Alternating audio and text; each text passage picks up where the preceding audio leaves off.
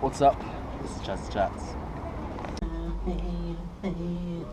Since we last spoke, which was in Zagreb, we've been to this place called Ljubljana in Slovenia.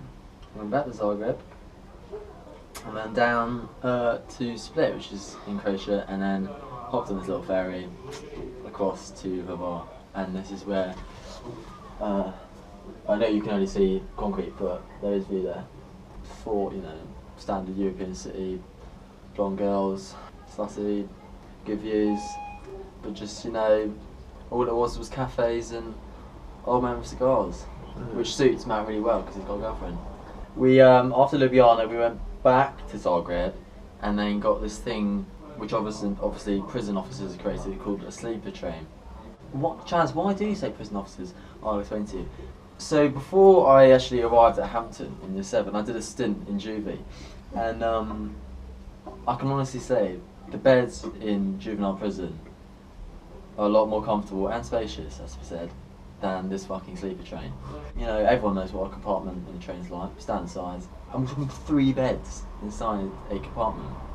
Harry Hall downstairs, interested hugely in human rights, would have been field day for him. But anyway, we're allowed to carry on.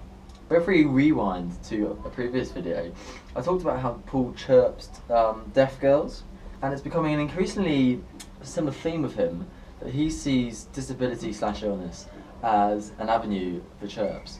Story time? Yeah, okay, there's story time. We sit down to our beds in the train, and there are 2 beds left. And obviously Will Morgan's hoping for a boy, but actually two girls rock up. Obviously very nice girls, obviously very boarding school, very posh. Things start slowly. It's hard to start things quick with Matt, and then Paul steps up with just a classic chirps. A girl, damsel in distress, she's looking for an asthma inhaler. Paul just provides. Goes, oh, I've got 4 blue inhalers. Just casually goes, just have one. On me. But she can't have a brown one because he's only got one.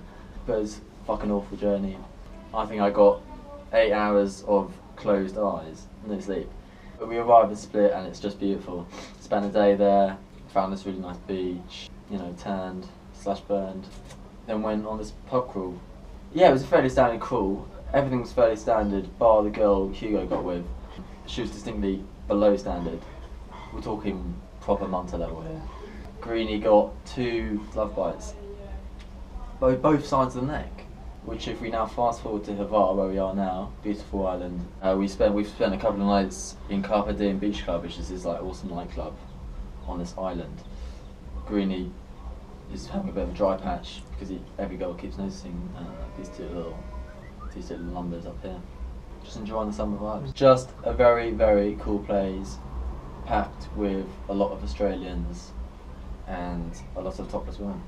So if you like Australians and you like boobs, this is the place to come. Carpe Diem is probably the coolest club I've ever been to. It's unbelievable. It's difficult to call it a club. It's sort of a beach bar, but with I would even say sort of half festival setup. You have world-renowned DJs coming, awesome dancers, and bikinied women's dancing, and it's just pretty mad. I love it. I've actually got a mate here that I'd like to bring on video. Tyler, can you come on video? Hi everybody, nice to meet you.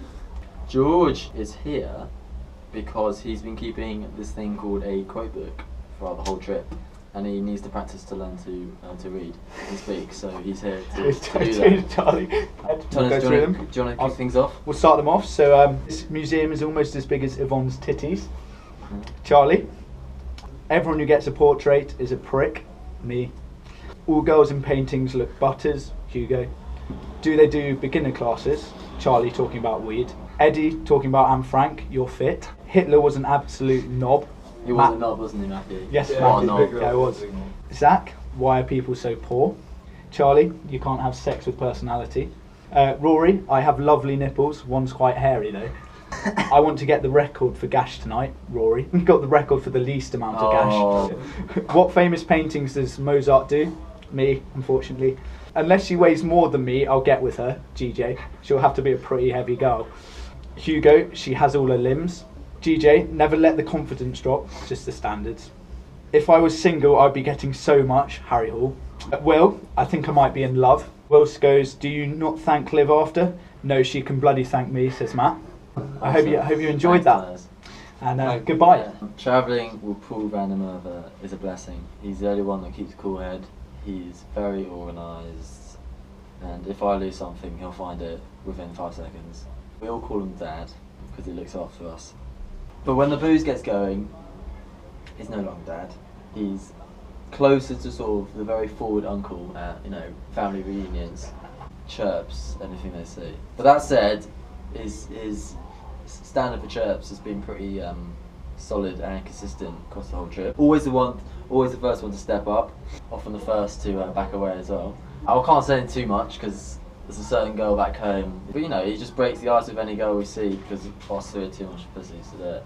But yeah, we had some guests. They were girls. They were definitely girls because one got naked and had on.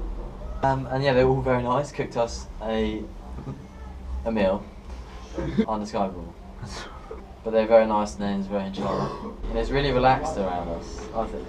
Because I've seen him, he's just, you know, not quite himself, a little tense in the shoulders. And he's, you know, around us, he's just a really chill guy. Or the smoking habit. No, just cut into there.